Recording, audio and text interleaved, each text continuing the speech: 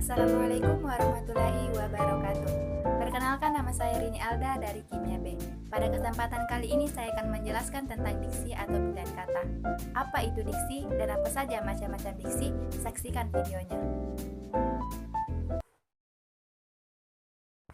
Diksi atau pilihan kata adalah pilihan kata yang tepat dan selaras untuk mengungkapkan gagasan sehingga diperoleh efek tertentu seperti apa yang diharapkan. Nah, ketepatan pemilihan kata yang tepat untuk menyatakan sesuatu menjadi salah satu unsur yang sangat penting, baik itu dalam dunia tulis-menulis maupun dalam dunia tutur yang kita gunakan sehari-hari, yang digunakan untuk menyatakan kata-kata untuk mengungkapkan suatu ide atau gagasan. Diksi atau pilihan kata dalam pembuatan karya sastra memiliki beberapa fungsi. Yang pertama, orang yang membaca atau mendengar akan lebih paham apa yang ingin disampaikan oleh pengarang. Yang kedua, membuat komunikasi menjadi lebih efektif. Dan yang terakhir, sebagai lambang ekspresi yang ada dalam gagasan secara verbal dan membentuk ekspresi ataupun gagasan yang tepat sehingga dapat menyenangkan pendengar ataupun pembacanya. Materi selanjutnya tentang macam-macam diksi, yaitu sinonim, antonim, homonim, homofon, homograf, kata umum, dan kata khusus.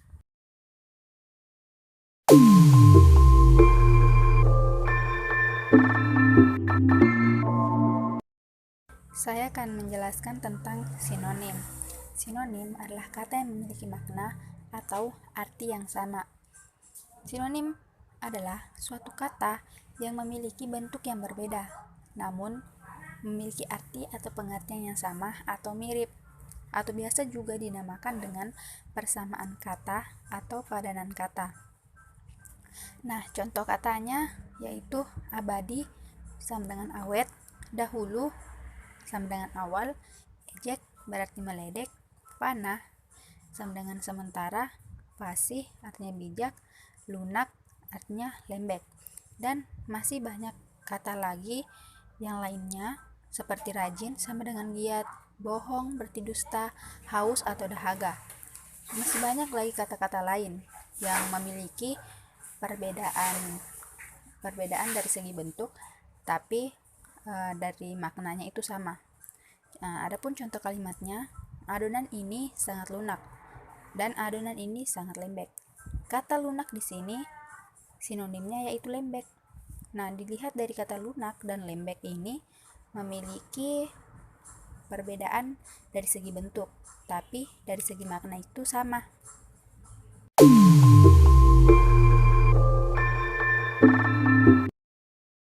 Selanjutnya yang akan saya jelaskan yaitu antonim. Perlu diketahui bahwa kosakata yang terdapat di dalam mempelajari bahasa Indonesia itu sangatlah beragam. Salah satunya yang akan saya jelaskan yaitu antonim atau lawan kata. Antonim adalah sebuah kata yang mempunyai makna berlawanan dengan kata-kata yang lainnya, atau secara umum biasa dinamakan dengan lawan kata. Nah, agar lebih memahami tentang antonim atau lawan kata, kita bisa melihat beberapa contoh kata di bawah ini. Asli lawannya itu palsu, cacat lawannya normal, dan beberapa kata lainnya. Agar lebih paham lagi, maka kita bisa melihat dari contoh kalimat, seperti kalimat ruangan ini sangat luas. Nah, berbanding terbalik atau berlawanan dengan kalimat ruangan ini sangat sempit, dari kata luas dan sempit. Dari contoh yang pertama ini terdapat dua kalimat, tapi agar lebih paham lagi, kita lihat contoh yang kedua. Ayah membelikanku bola baru sebab bolaku yang lama sudah rusak. Di sini mengandung antonim antara baru dengan lama, tapi dalam satu kalimat.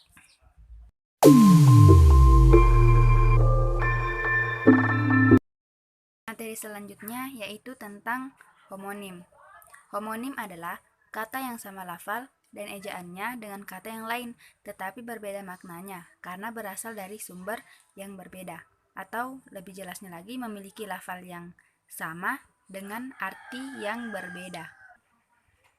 Adapun beberapa contoh kata yang homonim seperti tahu. Tahu ini bisa diartikan makanan atau paham. Kemudian bisa ini bisa dikatakan mampu atau racun. Maksudnya bisa diartikan mampu atau racun. Kemudian bulan bisa diartikan nama kalender atau nama satelit. Kemudian rapat. Rapat ini bisa diartikan sebuah pertemuan atau tidak renggang. Homonim ini merupakan jenis-jenis kata yang mempunyai pelafalan dan tulisan yang sama, tetapi mempunyai makna yang berbeda. Kata yang berhomonim mempunyai makna bergantung dengan konteks kalimat yang mengikutinya. Oleh sebab itu, kita masih belum bisa memutuskan apakah makna dari sebuah kata yang berhomonim tanpa melihat ke dalam sebuah bentuk kalimat yang utuh. Nah, ini dia contoh kalimatnya, yaitu Sinta bisa memainkan gitar dengan tangannya. Dari kata bisa, dari sini juga contoh kalimat yang kedua, bisa ular. Bisa ular itu dapat menyebabkan kematian. Kata bisa diartikan mampu, atau racun. Nah, untuk mengetahui makna dari kata bisa ini, maka kita harus melihat dari kalimatnya. Seperti Sinta bisa memainkan gitar dengan tangannya. Berarti kata bisa di sini adalah mampu. Sedangkan bisa ular itu dapat menyebabkan kematian. Berarti di sini diartikan racun. Di sini terlihat bahwa bentuk dan pelafalannya itu sama. Bisa, sama-sama bisa. Tapi untuk melihat maknanya, kita mengikut dari konteks kalimat.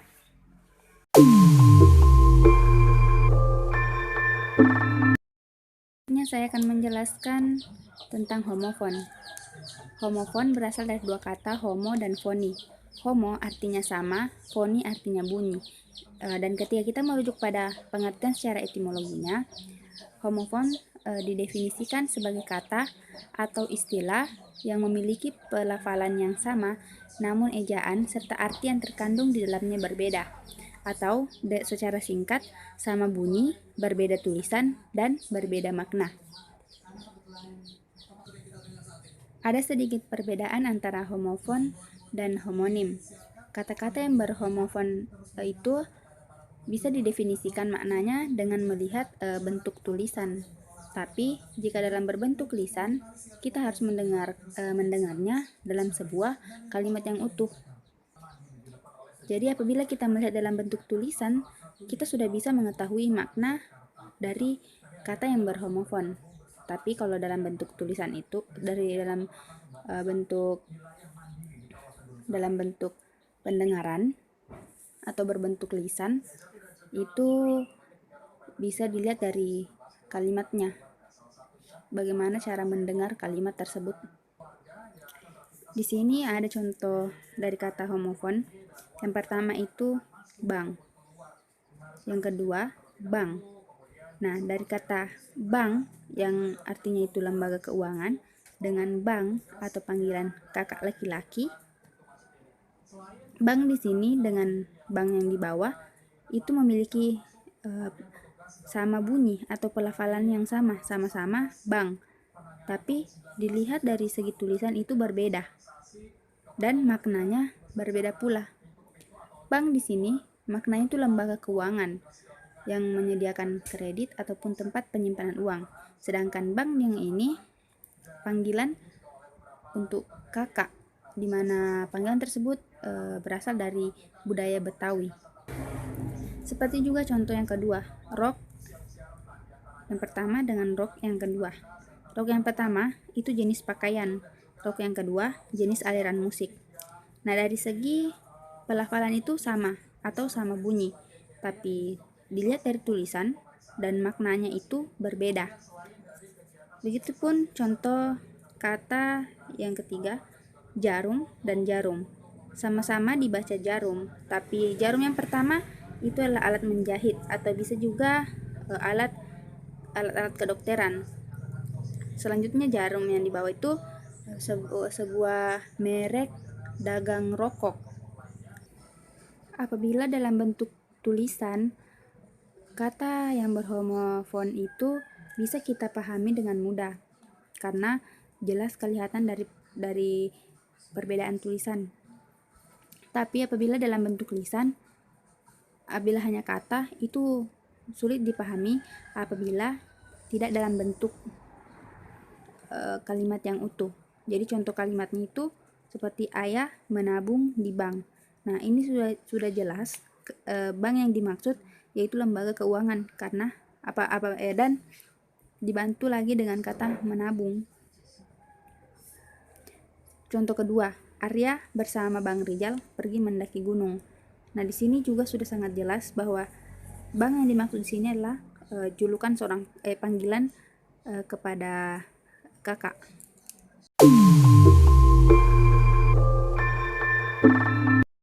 Selanjutnya saya akan menjelaskan tentang kata homograf. Kata homograf yaitu kata yang sama ejaannya dengan kata lain, tetapi berbeda lafal dan maknanya. Homograf ini kebalikan dari homofon. Nah, contoh katanya, kata apel. Kata yang pertama ini bisa dikatakan apel, bisa dikatakan apel. Jadi, ejaannya sama, tapi lafalnya berbeda. Dan maknanya juga berbeda.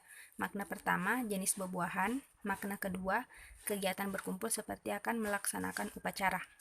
Nah, contoh kalimatnya. Ibu membeli apel di pasar 2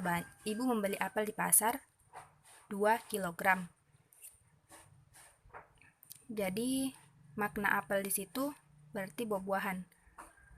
Sedangkan contoh kalimat yang kedua, setelah hari libur Natal, para PNS mengikuti apel pagi untuk pengarahan awal kegiatan.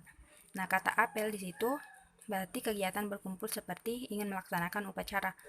Nah, untuk mengetahui makna kata yang terhomograf harus melihat dari konteks kalimat yang utuh. Begitupun contoh kata yang kedua, ketiga, dan keempat.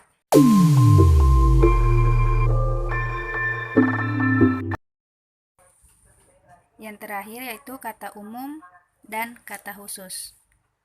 Kata adalah satuan unit terkecil dari bahasa. Kata-kata dalam bahasa Indonesia terbagi menjadi dua, yaitu kata umum dan kata khusus. Kata umum adalah yang memiliki makna dan cakupan pemakaian yang lebih luas. Kata khusus yang cakupan maknanya lebih sempit. Contohnya, kata umum melihat. Melihat ini maknanya itu lebih luas. Nah, kata khususnya itu menengok. Di sini menengok, menyaksikan, melirik, memandang, memelototi, mengamati, dan memerhatikan. Sama halnya juga seperti ikan. Ikan itu kata yang acuannya lebih luas daripada menggunakan kata mujair atau lele. Karena ikan terdiri dari beberapa macam, seperti gurame, sepat, tuna, atau baronan. Sebaliknya, lele sudah pasti tergolong jenis ikan. Jadi ikan adalah kata umum, sedangkan lele atau mujair adalah kata khusus, atau maknanya itu lebih sempit. Setiap kata umum dapat digunakan dalam setiap konteks penggunaan bahasa di dalam kalimat.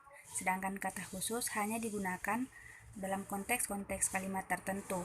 Artinya, kata khusus itu tidak sembarang digunakan pada kalimat. Oleh karena itu, pemilihan kata atau diksi dalam kata khusus sangatlah penting untuk diperhatikan. Itulah tadi penjelasan dari saya tentang diksi atau pilihan kata. Adapun macam